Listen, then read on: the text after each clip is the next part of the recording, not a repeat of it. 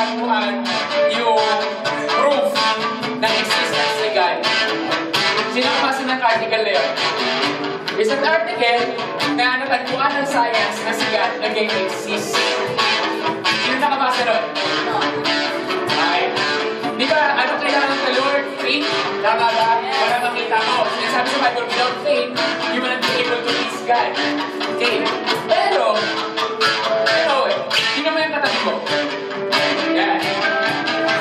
Okay. Okay. Yung katabi mo, gawa yan ng ano, ng cells. Tama? Okay, gawa yan ng cells. Okay. Alam niyo ba yung cells? At sino dito nakarating yung salita ng DNA? O ano yung DNA? Ano yun? Okay. Ang DNA, actually, yan ang component ng cells. Ayan yung bubuo sa mga cells. Kamakailan, na-discover ng scientists yung DNA na meron siyang parang ano, parang papareho niyang isang letter. Okay? Nung chinek nila, alam niyo ano? Yung letter na yun na natagpuan sa DNA, yung mga letter na yun, ay yung papareho siya ng tinatawag na Aramaic language. Aramaic language na yun, yun yung lengguwahe ni Jesus. Dahil yun yung isang lengguwahe ko sa nasulat ng Biblia. At alam niyo ano nakalagay doon? Doon sa loob ng cells ko sa DNA na nandun sa Arabic language, pag-translate sa English. At ay nakalagay doon. I am your one true God, have you found my secret, now start worshiping me. Ibig sabihin, nakasulat sa katawan mo na you are called to worship the Lord. Amen ba? So, you're called to worship the Lord. Bakit? Hindi mo kaya ibigay ang pinaka-best na sayaw, pinaka-best na palakpakan, pinaka-best na sayaw para sa kanya. Amen ba? So, are you ready to worship the Lord?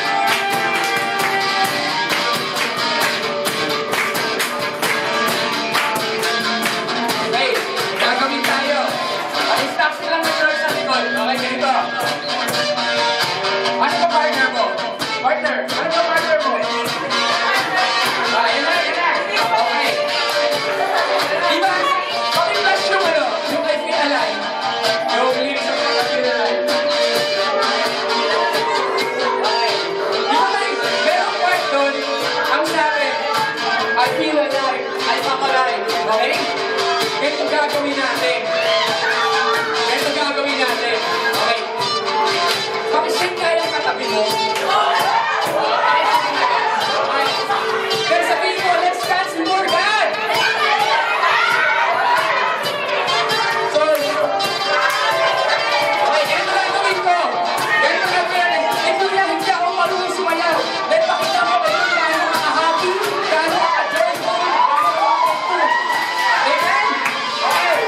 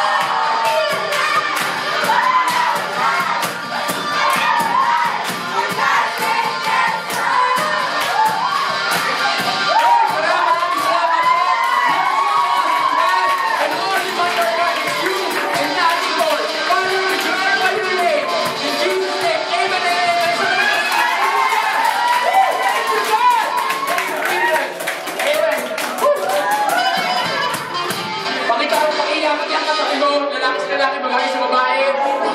Pakisabi, you are a child of God. Para sa ating pagiging sa buhay. Thank you, Lord. Thank you, Jesus. Amen. Okay. Can I remember everyone? Okay, ikaw. Sinong bitin? Bitin, no? Marami pa yan mamaya. Upo muna tayo.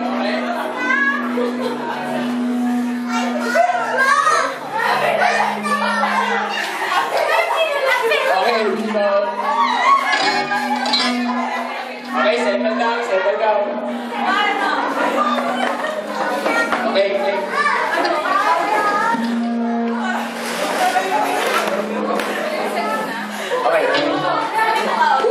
Roger.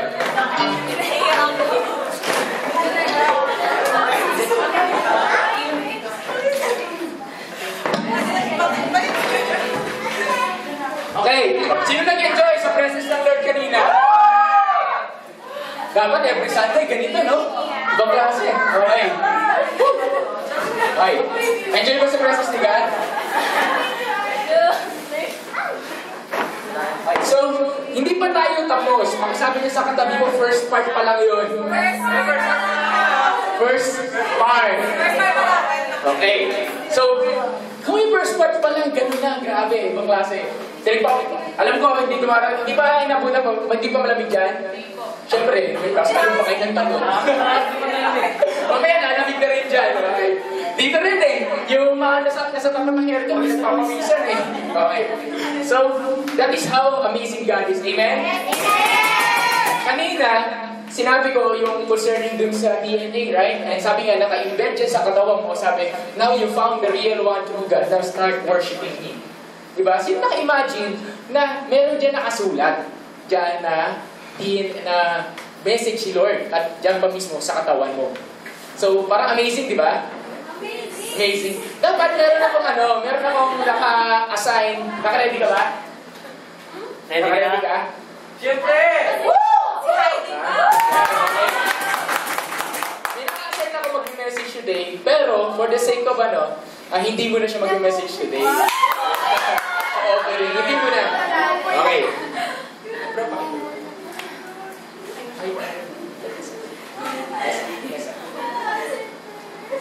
Kasi, okay. So, nagagawin tayo. So, we will start our offering, pero meron tayong message for the offering. And this is all ears. Maikli lang to. Then we're going to do the next session. Okay. Kuya, bakit ganito yung style ng upuan natin? Because this is what we call soaking moment. Soaking. From the word babad. Siyempre, Tagalog lang yun. soaking. Ako lang, nagpapasalamat ako kay Lord dahil nandiyan si Louie na ginamit niya as our keyboard.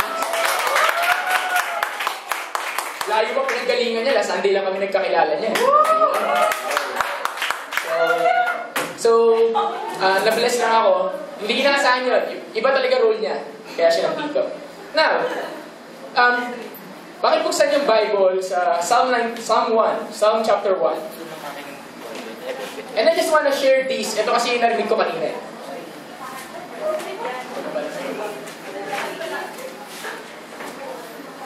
Okay, Psalm 1. Nandun na? Psalm 1. Hindi ba preaching to offering lang to. Okay? Offering lang to.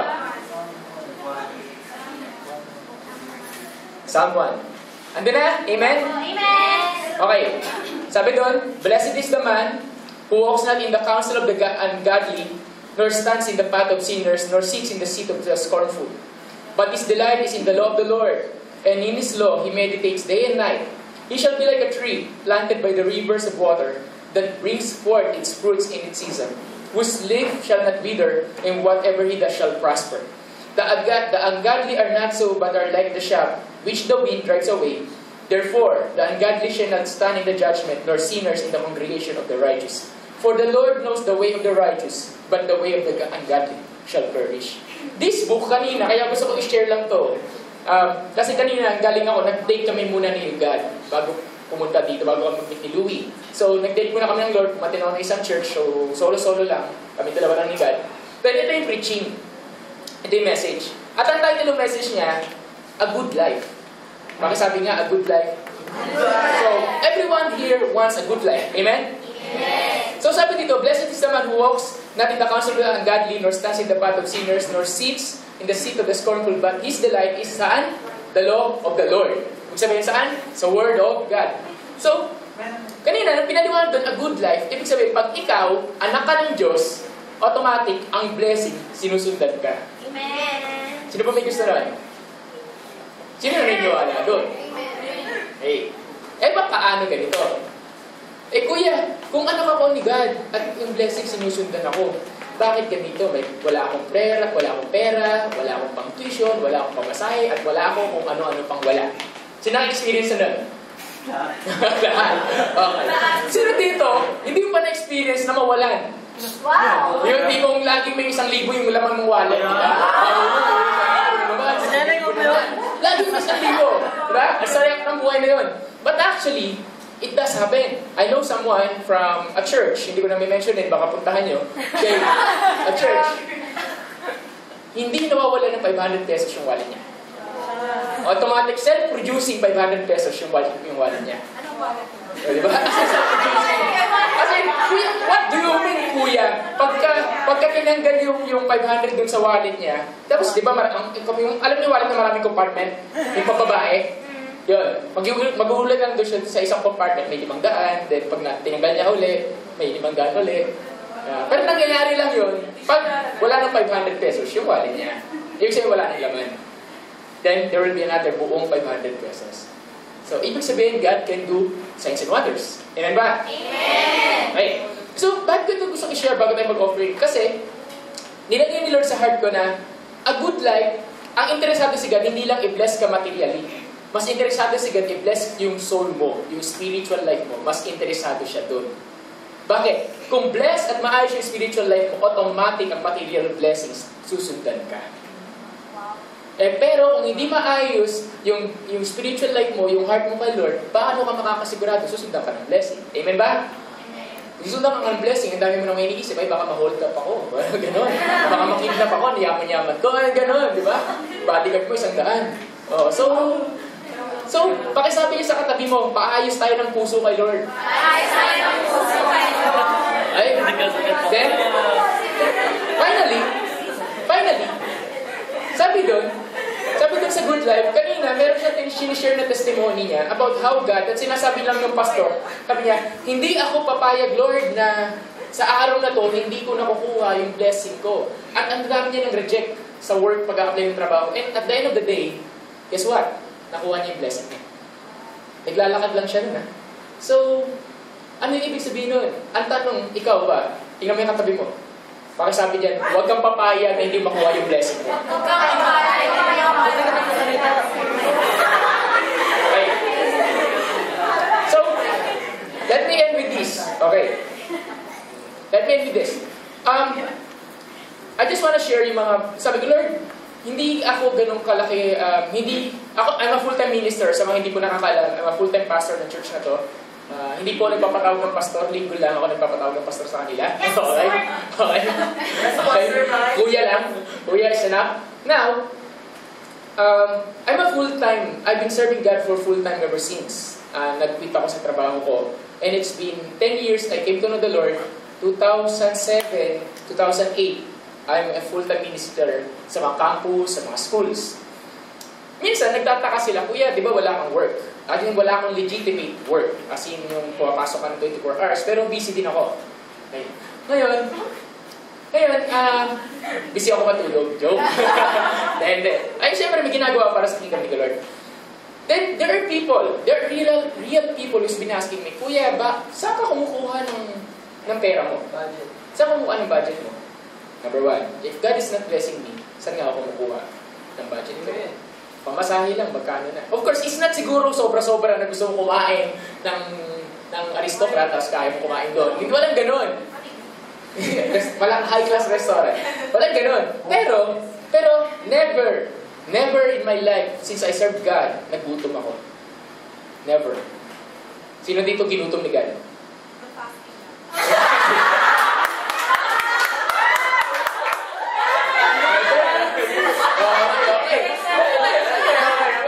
Okay. Maliban sa fasting. Ginutom ka ni Lord kasi nagdamot siya sa'yo eh. Wala siyang binigay na pera sa'yo, di ba? Okay.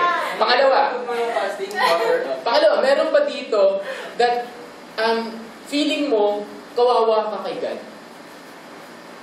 Di ba? Then, maliban doon, una, di ba, they've been asking, saan ko kumukuha ng budget mo? Pamasahe, pagkain, etc. May mga tao nagbe-bless sa akin. Example, last Thursday, may nag-bless sa birthday ko. Hindi ko inaasahan yan. Thank you doon sa mga tao. Hindi ko na may mention yun. May God reward you 1,000 times. So, yung mga hindi nagpakain sa akin last Thursday, alam niyo na yun. Okay. Blessing. Ngayon, pangalawa, 2012, I began, yung tinatawag na journey, may nagbigay sa akin ng isang camera, which is DSLR. Dati, picture-picture lang ako, nangangarap ako magkaroon ng sarili kong SLR. Then suddenly, out of nowhere, sinabi sa akin, yung SLR ko, sa'yo na lang. Kompleto with lente. Okay, so before, nung time na yun, of course, that's high-end. Pero nung pagkukumpara sa mga SLR ngayon, ano na yun, nga na. Diba? So wala. Pero the point is, may blessing. Amen? Amen. Then, they've been asking me, dumating yung time, they've been asking me, Kuya, nasa Maynila ka ba? Tuwing may makakachat ako, bakit they've been asking me nasa Maynila ako? Kasi they know, nagala ako. Wala ako sa Maynila, either nasa Baguio ako, nasa Ilocos, nasa Sorsogon, at kung saan pang panig ng Pilipinas. Okay. Hindi, anong ibig sabihin nun? Minsan may magsasama na lang sa akin, Kuya, sama ka dito, sama ka sa akin. Hindi naman lagi, but when the Lord, pag binuksan niya talaga yung pagpapala, alam mo yung sunod-sunod? Sunod-sunod. Minsan kasi nag-iisip tayo, Lord, parang ang tagal. Di mo ba naisip baka hindi ipon ni God? Para pag binuksan niya, dire-diretso. Diba? Okay. Then finally, 2012, ay nagsimula ako ng running career. Someone may bumili may nag-give sa akin ng running shoes kasi ay gusto kong magsimula mag-run. Then it started. When I started my running career, never ako bumili kahit ni isang running shoes ko. Lahat ng running shoes, laging bigay. Laging bigay yung pambili or someone bless me. And that's God so much. Then they've been asking me, di ba Kuya full-time ka? Saan ka kumukuha ng pag-register mo sa run, etc. Noong time ngayon, wala pa yung simbahan. Hindi ko alam. There are people who's just parang, okay, Kuya, ito, para sa'yo. And there are people that, ano ibig sabihin nun? If you are a child of God, you are a magnet of blessing. Kahit hindi mo hanapin, you are a magnet of blessing. Amen ba? Amen. But meron kang kailangan gawin. Sa pakisabi dyan sa katabi, may kailangan gawin. And then we're going to pray. Ito kailangan gawin. There's a time in my life that was 2007, I think. Naglalakad ako sa Adamson, nakapulot ako ng 200 piso. Wow. Wala na akong pera noong time na yun. As in, wala na. And I need 200 pesos. Then, there's this youth gathering namin na tinatawag ng Walsans. Noong time na yun. So, papunta nga ako ng Walsans, kaya ako naglakad sa Adamson. Then, nung pumunta ako doon, there's this offering during youth gathering, no?